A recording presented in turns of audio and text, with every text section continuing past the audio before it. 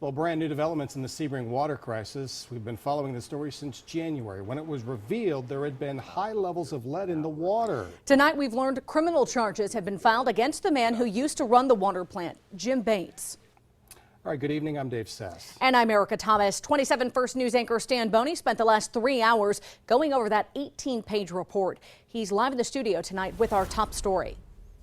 Well, the charges against Jim Bates were filed today in Mahoning County Common Pleas Court. There were 3 counts having to do with his handling of the lead found in samples of Sebring's water. We're suspect to any leaves, twigs, grass cuttings, anything that gets in there. That was Jim Bates in March of 2014, explaining changes at the Sebring water plant, the only time First News has talked with him. The 18-page document filed today details why Bates has been charged with 2 counts of failing to provide public notice and 1 count of failing to provide public education. The document states that based on 3 sets of test results, August 20th, September 10th, and September 15th of last year, Bates was aware of the lead exceedance.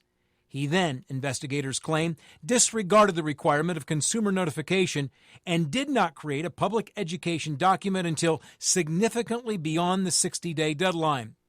The document also states that when Bates received the 3rd results on September 24th, he knew there was a lead exceedance.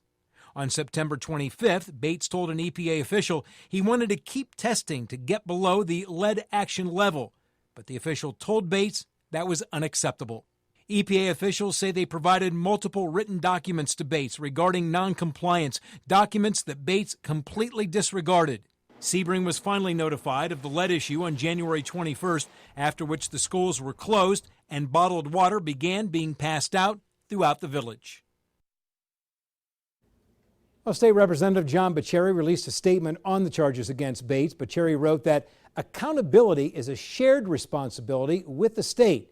Bacheri was not pleased that the water crisis began in August of 2015, but no action was taken until January of 2016. He wrote, quote, "I believe a more timely notification would have occurred." Well, Bates' first court hearing will be July 28th. The maximum penalty, if he's found guilty, is 4 years in prison and a $10,000 fine per charge. Stan Boney, WKBN 27 First News. And at WKBN.com, you can read the complaint and affidavit from the Ohio EPA investigator, plus see our in-depth reports about the Sebring water crisis.